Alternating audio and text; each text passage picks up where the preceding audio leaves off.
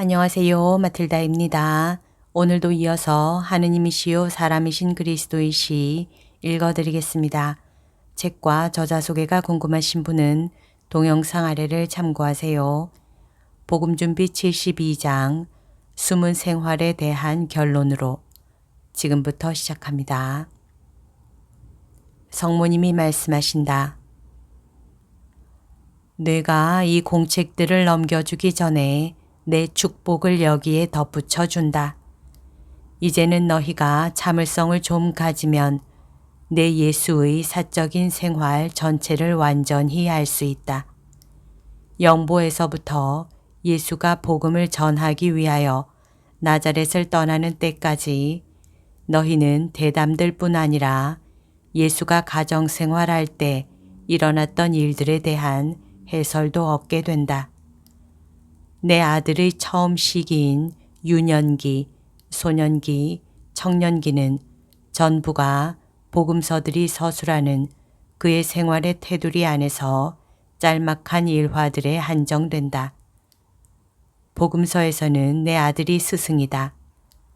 그런데 여기서는 사람이고 인류에 대한 사랑 때문에 자기를 낮추시는 하느님이시다.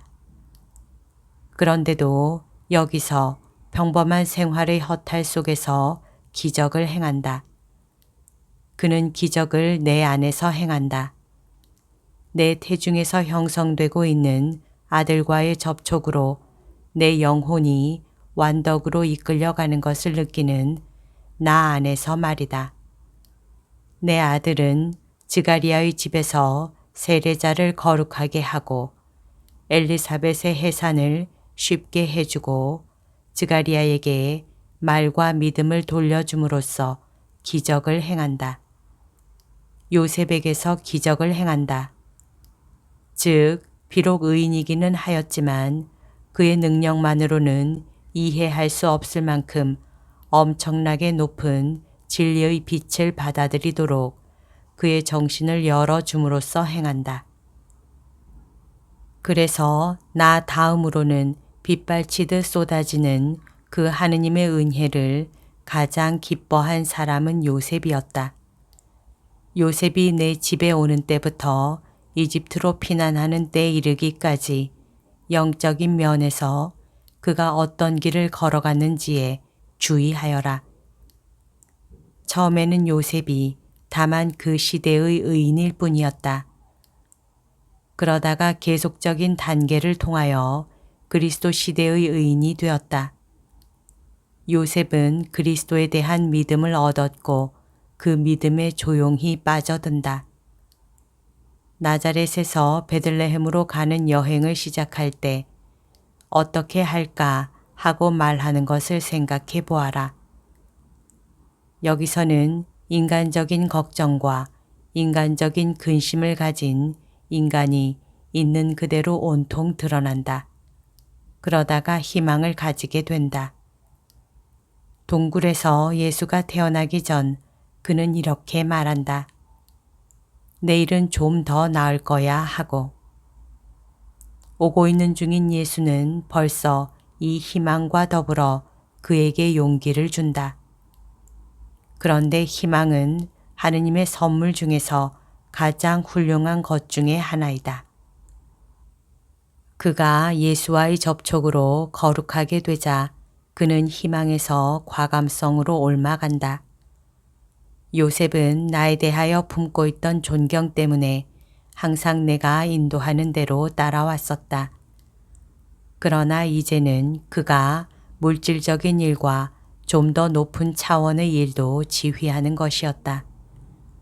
그렇게 할 필요가 있을 때는 그는 가장으로서 결정을 하는 것이었다.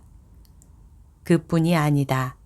하느님인 아들과 여러 달 동안을 같이 삶으로써 성덕이 가득 찬 후 피난의 어려운 시간에는 걱정하는 나를 그는 격려해서 이렇게 말한다.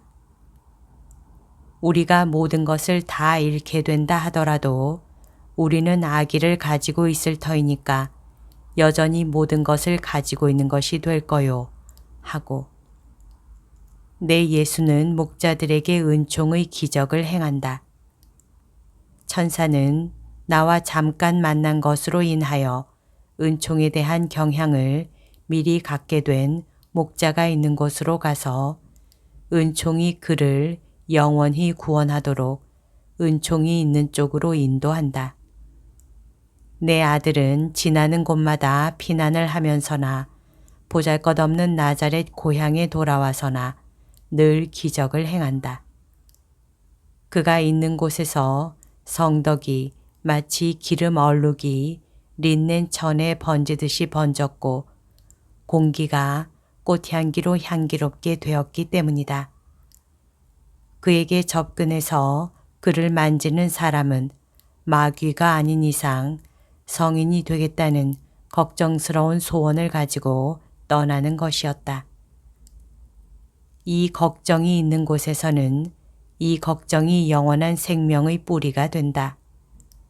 그것은 착하게 되기를 원하는 사람은 착하게 되고 착함은 하느님의 나라에 이르게 하기 때문이다. 이제 너희는 내 아들의 거룩한 인성의 여러 시기를 알려주는 자세한 설명들을 통하여 그의 일생의 시초에서부터 만년에 이르기까지 그의 거룩한 인성을 상기하게 되었다. 너희들은 이것을 가지고 완전한 묘사가 될 하나의 전체를 만들 수 있을 것이다. 우리는 그것을 전부 한꺼번에 너희들에게 줄 수 있었을 것이다. 그러나 우리가 한 것과 같이 진행하는 것이 유익하다고 판단하셨다. 사랑하는 내 딸아, 너의 이익을 위하여 너에게 하여 준 설명 하나하나가 네가 입어야 하였던 상처에 대한 약을 주는 것이었다. 우리는 네가 벼랑간 일을 당하지 않게 하려고 그 약을 미리 주었다. 우박이 쏟아질 때는 그것을 피할 만한 것이 아무것도 없는 것 같다. 그러나 그렇지 않다. 폭풍우는 정신적인 물속에 잠겨있는 인류를 수면으로 떠오르게 하지만 너희들의 마음에 떨어진 초자연적인 가르침의 씨앗도 표면으로 떠오르게 한다. 그 씨앗은 바로 이 폭풍우의 때를 기다렸다가 표면으로 다시 떠올라서 우리도 여기 있다 하고 말할 것이다. 내 사랑하는 딸아, 게다가 환상이 계속되는 순서에 대하여 친절과 동시에 섭리적인 신중이라는 이유가 있었다. 현 시대의 짓누름 밑에서 네가 어떻게 어떤 환상을 볼 수 있고 어떤 설명을 들을 수 있었겠느냐. 너는 그로 인하여 대변자라는 너의 사명을 다할 수 없게 될 정도로 상처를 입었을 것이다. 우리는 너의 마음을 상하게 하는 것을 피하기 위하여 이런 것을 우선 너에게 알려주었는데 친절로 그렇게 한 것이었다. 우리는 너의 고통과 잘 조화되지 않아서 결과적으로 그 고통을 한층 더하게 하였을 환상을 보여주고 대화를 들려주는 것을 피하였다. 마리아야, 우리는 잔인하지 않다. 우리는 항상 너희를 격려하도록 행동하지 너희를 공포에 빠뜨리고 너희들의 고통을 더하게 하도록 행동하지는 않는다. 너희는 우리를 딱 믿기만 하면 된다. 우리가 천상 선물을 가지고 너희들의 영을 안심시키러 오게 하려면 너희가 요셉과 같이 예수님이 내게 남아 계시면 모든 것이 남아 있는 것이다 하고 말하기만 하면 된다. 나는 인간적인 선물과 위로를 너에게 약속하지 않는다. 내가 너에게 약속하는 것은 요셉이 받았던 것과 같은 위로, 즉 초자연적인 위로이다. 이것은 모든 사람이 알아야 할 것이다. 동방 박사들의 선물은 불쌍한 피난자의 목을 꽉 죄는 고리 대금업자들하고 집을 마련하고 생활에 필요한 최소한의 가구와 필요 불가결한 식량을 장만하는데 번갯불같이 빨리 없어졌기 때문이다. 우리는 일거리를 얻을 때까지는 그 방편밖에 없었다. 히브리인 공동체는 항상 동족들을 도와줄 채비가 되어 있다. 그러나 우리가 이집트에서 만난 공동체는 박해당한 망명자들로만, 그러니까 그들과 합류하게 된 우리처럼 가난한 사람들로만 이루어졌었다. 예수를 위하여, 어른이 되었을 때의 예수를 위하여 남겨두기를 원하여 이집트에서 자리 잡는 비용에서 건져냈던 돈의 일부분은 귀국에 대비해 두어야 했었고, 우리가 돌아와서 나자렛의 집과 작업장을 수선하는데 충분할까 말까 하였다. 시대는 변한다. 그러나 사람들의 탐욕은 항상 마찬가지여서 남의 곤경을 이용하여 그를 부당하게 울건다. 아니다. 우리가 예수를 데리고 있는 것으로 인해서 물질적인 재산이 마련되지는 않았다. 너희 중의 많은 사람은 예수와 겨우 조금 결합하여 있다고 생각할 때는 이 물질적인 재산을 열망한다. 그들은 예수가 영적인 재물을 찾아라 하고 말한 것을 잊고 있다. 나머지는 모두 덤으로 너희에게 올 것이다. 하느님께서는 새들에게와 마찬가지로 사람들에게도 양식을 마련해 주신다. 그것은 너희들의 영혼에게 그를 둘러싸고 있는 육체의 뒷받침이 필요한 만큼 너희가 음식이 필요하다는 것을 아시기 때문이다. 그러나 하느님께 우선 그분의 은총을 청하여라.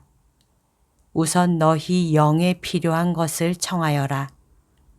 나머지는 덤으로 주실 것이다. 요셉은 예수와의 결합에서 인간적으로 말해서는 난처함과 피로와 박해와 굶주림을 받았다. 다른 것은 아무것도 받지 못하였다. 그러나 예수에게만 애착심을 가졌었기 때문에 모든 것이 영적인 평화와 초자연적인 기쁨으로 변하였다.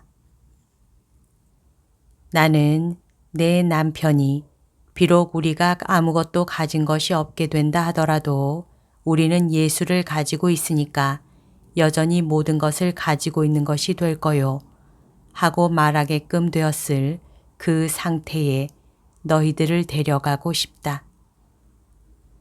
마음이 상한다는 것을 나도 안다. 정신이 어두워진다는 것을 나도 안다. 생명이 다 타버린다는 것을 나도 안다. 그러나 마리아야, 네가 예수에게 속해 있느냐? 예수에게 속해 있기를 원하느냐? 예수가 죽은 것과 같이 죽도록 나에게 지극히 소중한 내 딸아, 울어라. 그러나 언제까지나 용감하고 꾸준하여라. 순교는 고통의 형태에 있는 것이 아니라 순교자가 형벌을 참아 받는 꾸준함에 있는 것이다. 순교는 무기로 올 수 있다. 그러나 지향하는 목적이 같으면 정신적인 고통으로도 올 수가 있다. 너는 너에게 참을성을 주는 내 아들에 대한 사랑으로 참아 견딘다. 네가 형제들을 위하여 하는 일을 그들의 구원을 원하는 그리스도에 대한 사랑으로 한다. 그것이 너의 순교이다. 거기에 충실하여라.